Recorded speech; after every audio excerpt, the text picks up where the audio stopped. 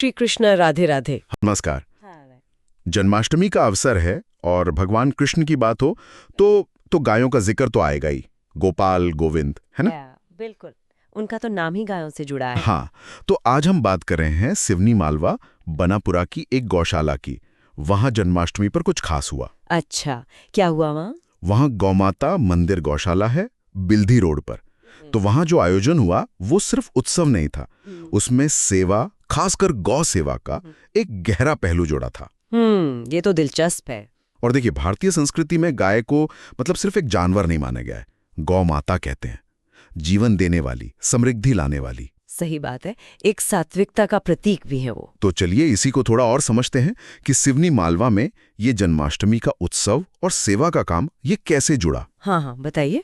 तो हुआ ये कि गौशाला में पहले तो विधि विधान से गौमाता की पूजा हुई, ये तो ठीक है, होता ही है जी। लेकिन उसके बाद उन गौ सेवकों को सम्मानित किया गया जो वहां बिना किसी स्वार्थ के, मतलब पूरी तरह से निस्वार्थ भाव से बीमार लाचार गायों की सेवा करते हैं। अरे वाह, ये तो बहुत अच्छा कदम है। उन लोगों का सम्मान तो होना ही चाहिए। और ये गौशाला भी मतलब कोई आम गौशाला नहीं है।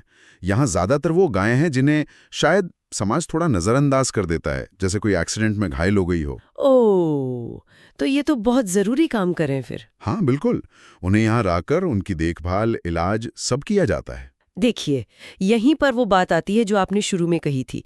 श्री कृष्ण की पहचान मतलब गोपालक होना और गौ माता का सम्मान, ये सब यहाँ प्रैक्टिकल रूप ले रहा है। सही कहा। ये सिर्फ कोई पूजा पाठ या रस्म नहीं है, ये तो एक्टिव होकर मतलब सक्रिय रूप से करुणा दिखाना है, सेवा करना है।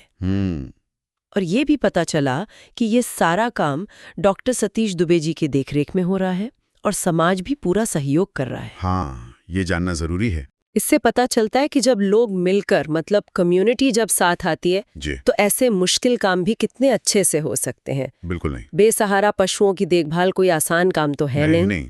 और उन गौ सेवकों का समर्पण, बिल्कुल। आप सोचिए, बिना किसी अपने फायदे के, चाहे धूप हो, बारिश हो, कड़ाके की ठंड, सही बात है, वो हर मौसम में उन बेजुबान जानवरों की सेवा में लगे हैं जी। जिनकी शायद कोई सुध लेने वाला भी ना हो। उनकी ये जो सेवा भावना है वो देखकर लगता है कि असली धर्म शायद यही है। बिल्कुल, जरूरतमंद की सेवा करना। बिल्कुल, सेवा परमो धर्मा कहते भी हैं। और एक और बात पता चली जो मुझे बहुत अच्छी लगी। बताइए। वहाँ के कुछ युवाओं ने, मतलब नौजवानों ने ये तय किया है, संकल्प लिया है कि अब से वो अपने जन्मदिन या दूसरे त्योहार वगैरह वो गौशाला में ही मनाएंगे। वाह। गायों की सेवा करते हुए। अरे वाह, ये तो बहुत ही प्रेरणादायक है। उत्सव को सेवा से जोड़ना कमाल की सोच है ना? हाँ। और अगर हम इसे थोड़ा बड़ी तस्वीर में देखें तो आजकल त्योहार कैसे मनते हैं? अक्सर बस अपनी खुशी, थोड़ा खर्चा वर्चा। हाँ, वो तो है। लेकिन ये जो युवाओं ने किया, ये एक अलग दिशा दिखाता है। ये सोचने पर मजबूर करता है कि हम अपनी निजी खुशियों को समाज के लिए कुछ करने से, सेवा से कैसे जोड़ सकते हैं, और शायद उसमें ज्यादा गहरी खुशी मिले। बिल्कुल।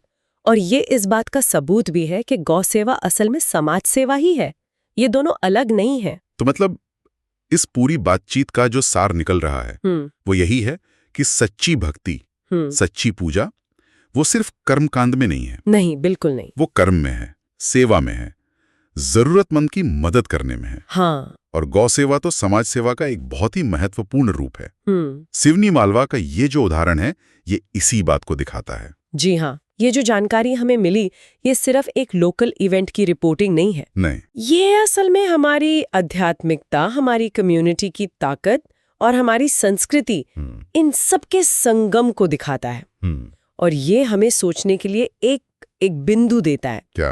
कि जैसे इन युवाओं ने अपने पर्सनल सेलिब्रेशन को गौशाला की सेवा से जोड़ा, क्या हम भी अपनी रोजमर्रा की जिंदगी में, अपनी खुशियों में समाज के लिए कुछ करने के ऐसे और तरीके ढूंढ सकते हैं? हाँ, ये सोचने वाली बात है। क्या ऐसे छोटे छोटे कदम मिलकर हमारे जीवन में और समाज में कोई सार्थक बदलाव ला सकते हैं? इस पर सोचना चाहिए।